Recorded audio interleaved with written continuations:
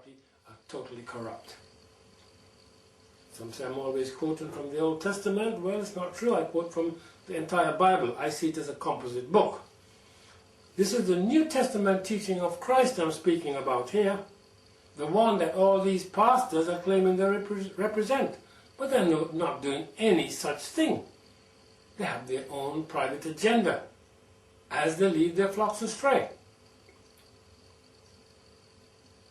It is crystal clear that to think the deed is to be guilty of the deed. That is what Christ said, is it not? It says, Matthew 5:28, but I say unto you that whosoever looketh on a woman to lust after her hath committed adultery with her in his heart. To think it is to do it. Matthew 5:44, but I say unto you, love your enemies, bless them that curse you, do good to them that hate you, and pray for them which despitefully use you and persecute you.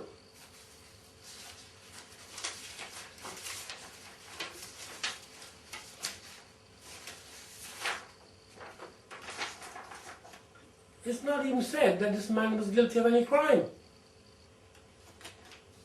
He can very well be suffering and he has done absolutely nothing. Absolutely nothing.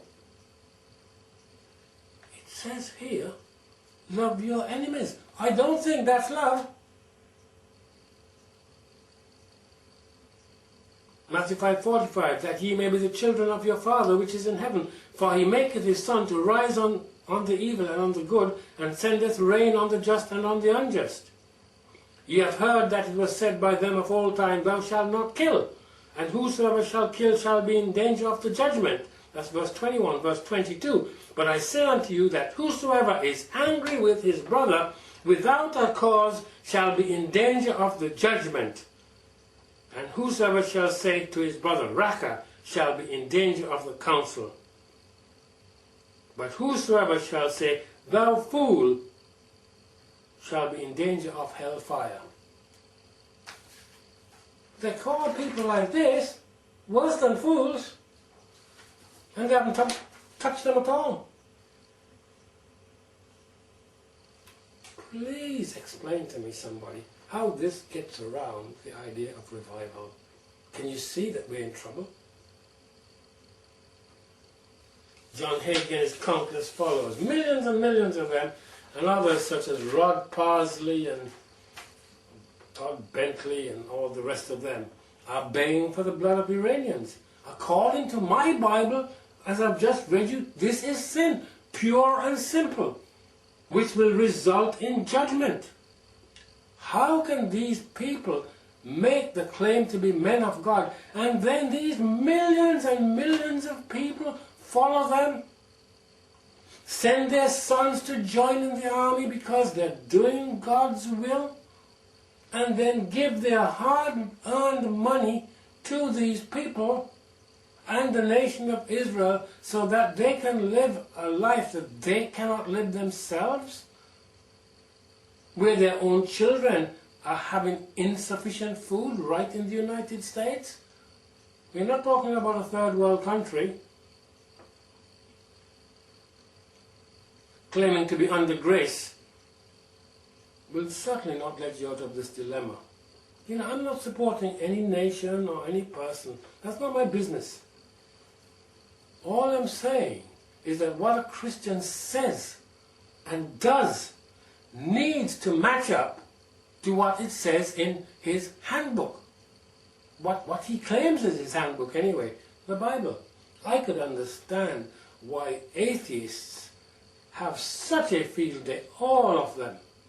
You know, many of the claims they make, Dawkins, many of the claims he makes are justified because the Christian leaders are an abomination. But that doesn't mean that there isn't a God. That doesn't mean that his word isn't true, because they don't understand it and they don't have any pastors to say, well, this is what it says. Doesn't negate what God says. But if what they do contradicts his word, then what they're saying is not of God, and they can't be of God. You know, it is as simple as that. It's not complicated. You know, the reality of this, if you're not conforming to the handbook, you can't claim to belong to the profession. Suppose a doctor said, well, you know what, I got a better idea. This idea of washing hands is just a pain. I can't handle this anymore.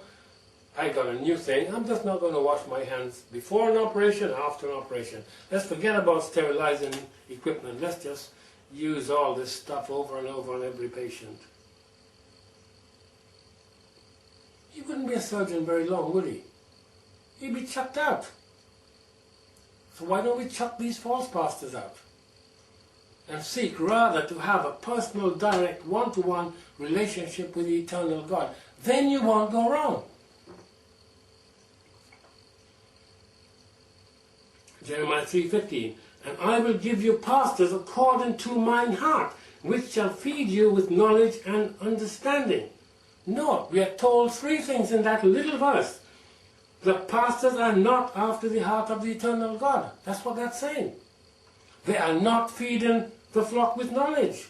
They are not feeding them with understanding. Because it said, I will give you pastors. That means you don't have them at the moment, according to mine heart. So the pastors are not of the heart of God. And they shall feed you with knowledge. It means now they're not feeding the people with knowledge and with understanding. Now they're not feeding the people with understanding. They are teaching them lies. Lies on revival, lies on rapture, lies on health and wealth. You know, we have got so many messages and videos now on these false pastors. Jeremiah 2:8, the priests say not, where is the Lord? And they that handle the law knew me not. The pastors also transgressed against me. And the prophets prophesied by Baal, and walked after things that do not profit. That's what I'm saying. Forget your Sunday service. Jeremiah 5:13, and the prophets shall become wind, and the word is not in them, thus shall it be done unto them. The people are getting what they want. But the pastors are going to be blown away. Jeremiah 5:31, the prophets prophesy falsely, and the priests bear rule by their means, and my people love to have it so. And what will ye do in the end thereof? You know, in fact, all these pastors fill precisely, for the most vast majority, into ministers of Balaam, as it says in Revelation. They operate for money. I have been down the road not of operating for money myself, because I do everything free, as you know. And I encourage you to pass out the stuff. But I have been conned by churches who are after money, my money, for years. I gave them thousands. And there's still many, many thousands of sincere, meaning people doing the same things. I still have friends who are suffering the dishonesty of false ministries. I can't urge you strongly enough to cut out the middleman. I am not a middleman. I don't ask you to follow me. I will help you to stand on your own two legs, so that you can help somebody else to stand on their own two legs, and so on and so forth. I have no church you can join. I have no group you can join. I'm not associated with any group.